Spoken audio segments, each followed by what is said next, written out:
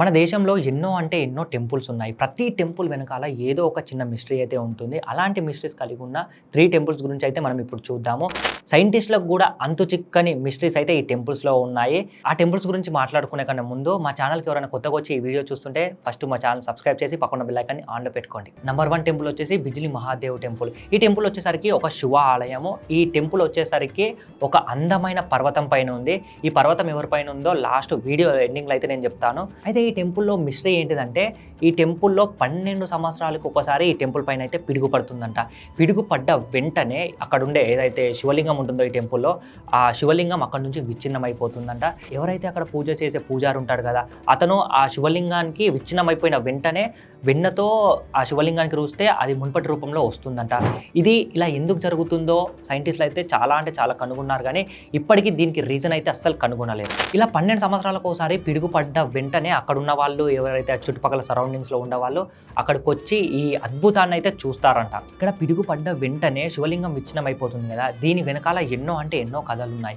ఒక కథనం ప్రకారం కులంతుడు అనే ఒక దైత్యుడు ఈ ప్రదేశము నివాసంగా మార్చుకున్నాడు. దాని తర్వాత ఈ ప్రదేశాన్ని నీటిలో మొత్తం ముంచేయాలని అనుకుంటాడు. అయితే అప్పుడే శివుడు ప్రత్యక్షమై ఆ దైత్యుడిని త్రిశూలంతో చంపి అక్కడనే పడేస్తాడు.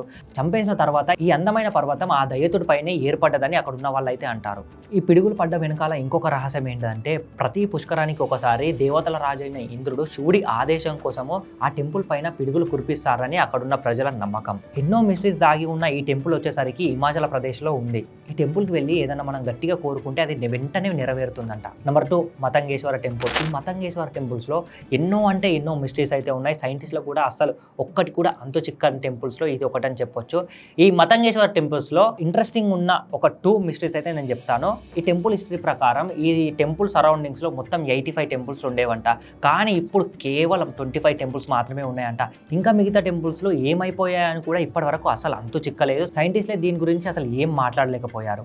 25 టెంపుల్స్లో చాలా అంటే చాలా ప్రత్యేకమైన ఆలయం ఈ మతంగేశ్వర ఆలయం. ఎందుకంటే ఈ ఆలయం లోపల ఉన్న శివలింగం ప్రతి సంవత్సరం 1 ఇంచ్ అయితే పెరుగుతుందంట. దాని తర్వాత ప్రతి సంవత్సరం ఈ ఆలయంలో ఈ శివలింగం హైట్ కూడా చెక్ చేస్తారు. అలానే ఈ శివలింగము ఎలా పెరుగుతుందని చాలామంది తెలుసుకుందామని అయితే ట్రై చేశారు, కానీ వాళ్ళకి ఇప్పటి వరకు అసలు ఒక్క సీక్రెట్ కూడా తెలియలేదు. అలానే కొంతమంది సైంటిస్టులు కూడా ఈ శివలింగం ఎలా పెరుగుతుందని ఎక్స్ప్లెయిన్ చేస్తే వాళ్ళకు కూడా అసలు ఈ శివలింగం ఎలా పెరుగుతుందో అసలు వాళ్ళకి అంతు చిక్కలేదు. అందులో ఆ సైంటిస్ట్లో ఒక అతను అయితే చనిపోయాడని అప్పట్లో ఒక న్యూస్ అయితే వచ్చింది. అయితే ఇక్కడ సెకండ్ మిస్టరీ ఏంటిదంటే ఈ శివలింగం ఏదైతే హైట్ పెరుగుతుంది కదా, ఈ హైట్ పెరిగేది పైకే కాకుండా భూమి లోపల కూడా ఏదైతే శివలింగం భూమిలో నుంచి వస్తుంది కదా, ఆ భూమిలో కూడా హైట్ ఇప్పుడు 7.5 ఆ శివలింగం అయితే భూమి లోపల ఉందని అక్కడ ఉండే పూజారి అయితే చెప్తున్నాడు. ఇది చాలామంది అక్కడ ఉండే ఎవరైతే ఈ టెంపుల్కి వస్తారు కదా భక్తులు, వాళ్ళు కూడా చాలామంది భూమి లోపల కూడా 7.5 అయితే శివలింగం ఉందని వాళ్ళు కూడా అంటున్నారు. ఎంతో ప్రత్యేకమైన మహందేశ్వర టెంపుల్ వచ్చేసరికి మధ్యప్రదేశ్లో ఉంది. అయితే ఈ టెంపుల్లో ఇంకొక మిస్టరీ ఏంటంటే ఓన్లీ కేవలం ఇంటర్లాక్ టెక్నిక్ తోటే ఈ ఆలయాన్ని అయితే నిర్మించారంట. నెంబర్ 3 వచ్చేసి కర్ణిమాత టెంపుల్. ఈ టెంపుల్ వచ్చేసరికి రాజస్థాన్లో ఉంది. మనం ఏ టెంపుల్లో చూసుకున్నా దేవతను కానీ దేవుని కానీ పూజిస్తారు, కానీ ఈ టెంపుల్స్లో వచ్చేసరికి దేవతను పూజించిన తర్వాత కొన్ని వేల ఎలుకలను కూడా పూజిస్తారంట. అలా ఒకవేళ ఎలుకలను పూజించకపోతే వాళ్ళకి ఏదో ఒక కీడు శంకిస్తుందంట. ఈ ఎలుకలన్నింటినీ కర్ణిమాత పుత్రులుగా అక్కడ ఉన్న వాళ్ళైతే భావిస్తారు. అయితే ఇక్కడ ఇంకొకటి ఏంటంటే ఇక్కడ ఎలుకలకు నైవేద్యం పెడతారు. ఆ ఎలుకలు ఎంగిల్ చేసిన నైవేద్యాన్ని వీళ్ళు ప్రసాదంగా తింటారు. అలా తినకపోతే వీళ్ళకు లేని రోగాలు కూడా వస్తాయంట.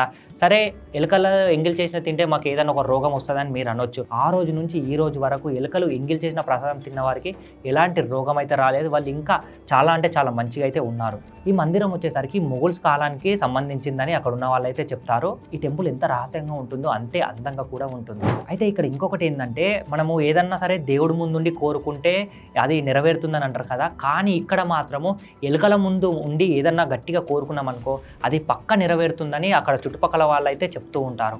అలానే ఇందులో వేల ఎలుకలు ఉంటాయని కూడా చెప్పిన కదా, ఈ వేల ఎలుకలో కొన్ని మాత్రం తెల్ల ఎలుకలు కూడా ఉంటాయంట.